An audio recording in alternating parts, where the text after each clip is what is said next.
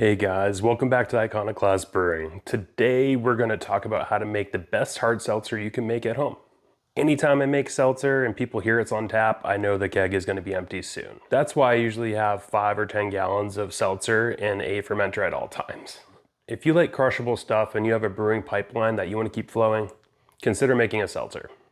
It's really easy to make, it only takes about an hour to brew, and maybe 2 to 3 days to ferment if you're using Kvike. And they please everybody. Seltzer is low carb and low calories, so you're looking at about 1 to 3 grams of carbs per pint, and around 90 to 105 calories per pint, depending on how it comes out, of course. Which is great if you're trying to get in better shape, or you just feel like something light and citrusy. So let's jump right in. There are 5 really important considerations when making a seltzer. The first is acidity, second is effervescence, third is low final gravity, 4 is your quality flavoring additions, then finally a quality yeast nutrient. And we'll talk about why that is later. But let's get started with acidity, or pH. What's the biggest reason we perceive hard seltzer as so refreshing? That's pH. It's actually because it's acidic. So commercial seltzers are pH adjusted as low as 3.1 on the pH scale. They usually use either citric or malic acid to do that. I've also used lactic acid with great success myself. There are several aspects of acidity to consider, and all of these are important if you want to impress with your seltzers. I typically measure my pH at the end of primary fermentation, and then I dose the batch with enough acid to bring that pH down to about 3.2 to 3.4. I've had excellent results this way. So the question might come up, could you acidify prior to fermentation? Sure, you totally could, but you might impact the beverage before it starts to get yeast flowing and really fermenting in there. And like I said, if the yeast causes the pH to go too low, you might encounter some sourness and rip away any perception of sweetness in the seltzer, which is important too. So on that note, pH actually enhances sweetness. It's a weird concept, right? But the right amount of acidity will cause people to perceive higher amounts of sweetness in food, beer, seltzer, pretty much anything consumable. That's why a lot of Americans really enjoy acidic foods and drinks. They just love sweet things. I specifically ferment with Kvike Lutra for my seltzers, since it finishes pretty clean in about 2 days. Kvike Lutra also throws some fruit, citrus notes, and is known to have a lower finishing pH than most other yeasts, which will work out in our favor since we're going for a very acidic beverage anyways.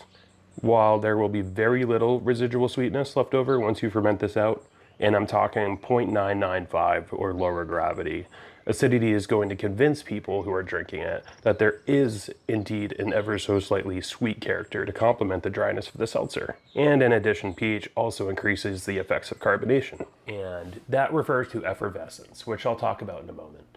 But combining effervescence with acidity and a high volume of CO2 creates a distinctly pronounced dry sensation. That's where a lot of the super refreshing qualities of seltzer actually come from. Now next, it affects mouthfeel. So acids can contribute to astringency, which is a dry, puckering sensation in your mouth. Astringency can give a sensation of dryness, which contrasts with the smooth or viscous mouthfeel that sweetness might impart. Now the final stop in the acidity arena is saliva production. This is very important. So acidity stimulates saliva production. Saliva is often very slightly alkaline, and when it's produced in response to an acidic beverage like seltzer or beer, it can neutralize some of the acid, leading to a nice clean finish. As a bonus, the increased saliva can wash away residual sugars or other compounds, which further contributes to a clean, dry finish. Next, we have effervescence. Yeah, it's a pretty big word, but really it just means the formation and release of gas bubbles in a liquid. Typically that's carbon dioxide that creates a fizzy or bubbly sensation. So how do you achieve this in effervescent hard seltzer? It's really simple actually. You just carbonate to high volumes of CO2 and you account for acid like we talked about before. So when I'm carbonating my seltzer, I aim for about 4 volumes of CO2. That's pretty high. So if you're bottling, which I don't know if I'd recommend bottling seltzer, I'm sure you can, I've never tried it, I always keg it. But make sure that you're using bottles that can support that much CO2. Effervescence has a few things going for it. It creates a wonderful experience that makes use of all your senses. First, you have mouthfeel. High amounts of carbonic acid, which is really just CO2 in solution, will cause a prickly sensation in your mouth, which is associated with refreshment. Aroma release. When applied to seltzer, this is no different than with beer. CO2 will carry aromatic compounds from the liquid and bring them straight to your nose. So your olfactory system has a lot to do with taste, and your taste buds will thank you for amplifying the good thing that is citrus or other flavors in your seltzer. And finally, there's sound. So the sound of seltzer being poured, with the fizzing and bubbling noises, can enhance the overall sensory experience. It creates an anticipation and sets the stage for a refreshing drink. It also gives your brain kind of a preview of what the mouthfeel is going to be like, which suggests dryness and that prickly sensation we talked about from the effervescence. Next, we have final gravity. So your FG with a seltzer should be very, very low. We're talking brute low. So you really do need to aim for dry and attenuated to make a traditional seltzer.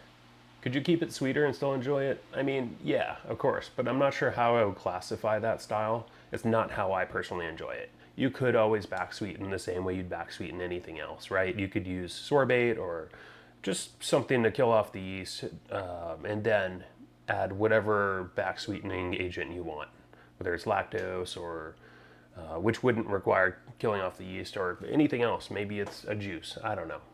Next, and this is really important, is quality flavoring additions. So I'd highly recommend using your own lime or citrus zest to create a tincture with something like Everclear, a very high percentage alcohol, to make a tincture. And you can do that by simply zesting your fruit and mixing it with a few ounces of that alcohol in a bottle and just kind of letting it sit for several weeks.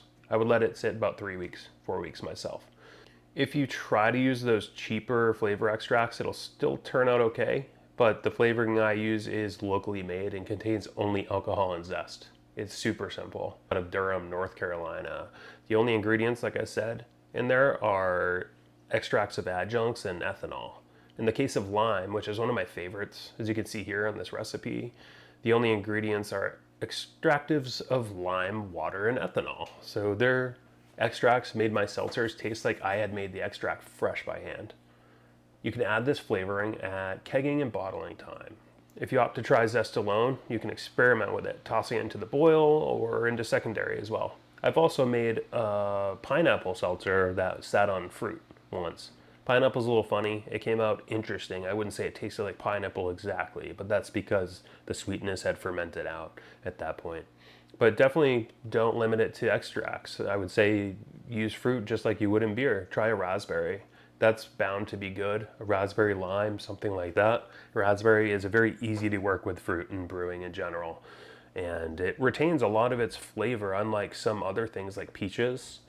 And you'll hear some people, I think it's Randy Mosher, talks about how if you want to make a peach beer, use apricots. Do not use peaches. They don't taste like peaches afterwards. In fact, you can lose most, if not all, the flavor. So next, we have nutrient. And what I use typically is the proper seltzer yeast nutrient for hard seltzers, is exactly what it's called. Now, this stuff is really to a new level because it is made for seltzers. It actually helps build your water profile a bit too. So I've not found a way around adding nutrient to your seltzer. I mean, you could do it without nutrient, but good luck dealing with off flavors, poor performance, and terrible attenuation from your yeast. If you think about it, when we brew beer, malt contributes the necessary nutrients to allow yeast to reproduce, grow, produce alcohol healthily, all that. Its metabolism cycle is supported very well. You may not even need nutrient, which is why a lot of people get away with not using it. I do use it, by the way, in my beer. I always do. I just want to ensure that, hey, I need to make sure these vitamins, these minerals, and all these micronutrients and everything are present in sufficient quantity, but to each their own. When we make seltzer, we're simply adding dextrose or sugar to water, which has none of the nutrients that are in malt available for yeast. So we're mainly talking about magnesium, calcium, and nitrogen, but we also need other vitamins and minerals. Some of the vitamins you need in here are biotin, pantothenic acid, thiamine, riboflavin, niacin, folic acid, and vitamin B12, things like that. Not to mention, we have vitamin B6 in there. So a lot of B vitamins in general. For minerals, yeast require potassium, magnesium, calcium, phosphate, sulfate, zinc, iron, copper, and manganese. And then you have trace elements like boron and nickel and things like that.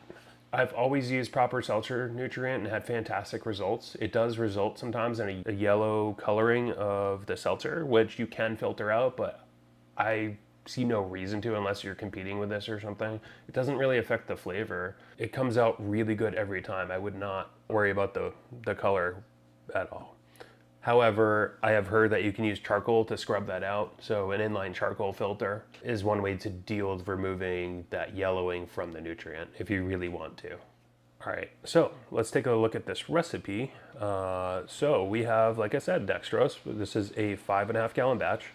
We're boiling for about 10 minutes, really just enough to get everything blended together real nice, make sure it's all disinfected, everything. We're using proper seltzer nutrient. This pomegranate flavoring, that's just a space filler because in Brewfather there is no, they don't know what Horner International is for extracts. So I just put this in here. That's from forever ago and I never really took it out. I just copy this recipe every time and change the dextrose a little bit. And finally we have Lutra Kvaik, which is definitely a house strain here. We use it a lot. It works very well in seltzers. Now I heat this to 180 degrees, which is when I will actually mix the dextrose in. And that's because there was an MIT study done on how hot do you need water before dextrose will be completely soluble, or at least not completely, but on the upper end of soluble, so 90% or so, which is what we're aiming for. So I add it as early as I can there, and then I bring it to a boil for about 10 minutes.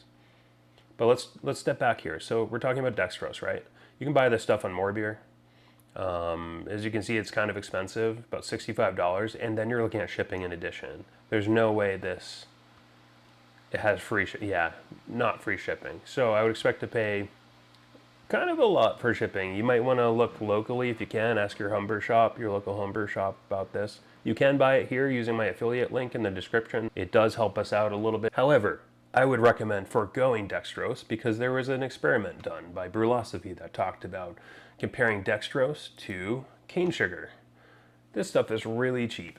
Although they had to add a little more dextrose to get the same gravity, the same original gravity, the two seltzers were completely indistinguishable. And this experiment did not involve adding any flavoring whatsoever. It was left completely unflavored. So we're talking just fermented water. And he still could not pick up a difference. And I'll include a link to that. That was written in 2021 by Brewlosophy. So I'll make sure to include a link so you can check that out as well. But this is going to save you a lot of money. You're talking about 10 batches from $40 of sugar. It's about $4.17 per batch for using Domino, at least from this. So you're going to save a lot of money going this route. You can say it's $45 if you just buy one. If you buy in bulk, yeah, it's a little less, but I wouldn't recommend buying $500 worth of sugar for anybody, unless you're a brewery. So the molecular structure is slightly different between dextrose and granulated sugar, but as I mentioned, at least in a seltzer, the difference is not distinguishable. In beer, that may be another story, and it's also possible, as mentioned by this Brewlosophy article, this experiment, that it may depend on the yeast you're using entirely. So if you're looking to buy this stuff in a 50-pound bag, I think that this is probably easier to get from a local store so you don't have to pay shipping, because 50 pounds is going to cost you quite a bit to ship typically. So, okay, so let's jump into the recipe here. So we got ABV of about 5.3%. You're going to have an original gravity of 1035. Final gravity is estimated to be a 995, which is super low and dry. That's what we want. We're going to boil it for about 10 minutes. And we're going to mix that dextrose in, that 4¼ pounds. We're going to mix that in at 180 degrees. And I treat that like a mash step here in order to capture it, as you can see here. Yeah, mash step, main step, 180. Kind of funny, but it works. So I use 5 gallons of water, and then by adding this sugar, it displaces the water enough to bring it to about 5.5 gallons. And then you lose a little bit. Not a lot, by the way. You might lose maybe a 1/4 gallon at the end to Trub and italicized yeast. So we start by heating the water to 180 Fahrenheit. So 5 gallons of water. I would recommend using spring water for this, or you can use RO and aim for probably on the higher side of the sulfate to accentuate dryness. And on the other hand, if you want to accentuate sweetness instead, maybe consider a more balanced chloride to sulfate ratio, or even slightly tilted in the chloride direction. So when you hit 180, turn off your heat, and this is important, you don't want to scorch that sugar. Stir in the dextrose until it's dissolved. Turn the heat back on, set your target to boiling, whatever that is for you at your elevation. And when the boil is reached, add your nutrient. And this is why we're boiling for a bit. So you're going to notice now the seltzer looks really yellow when you mix it in, and the finished seltzer will be cloudy. This is pretty normal. You can fix this, like we talked about, with a charcoal inline filter. You can cold crash it, and you can use gelatin. Gelatin's probably the easiest way to get this stuff to drop out. So then we're going to boil for 10 minutes, and you're going to sanitize your chiller as you normally would here at this point. So once the 10-minute timer goes up, you're going to chill to about 85 degrees, and you're going to pitch your yeast. If you're using Lutra, you can go hot here, way hotter than you think. So you'll see some of my notes down here. It's about 92.3 Fahrenheit is what I ferment at. This stuff will finish out in about 1 to 2 days. It's very quick. No reason to let it go longer if you're kegging either. You can just slap that in a keg. I also use lactic acid at this point. So after it chills, I use some acid. I take a pH reading when it's about 80 degrees there. I'll take a reading and I drop it down to 4.5. And that is to make sure that the acidity drops even lower than normal. Like we talked about, that'll help your flavor profile quite a bit. If you're using a flavor extract, just add it when you're packaging your seltzer. If you decided to use fruit or something like that, you can use that in secondary. And if you decided to use zest and not make a tincture, you can just add that during the last few minutes of the boil. It really is that easy. Just don't forget to add the acid after fermentation is complete if you need to get down to 3.3-ish, 3.2. You'll really thank yourself later when you do that.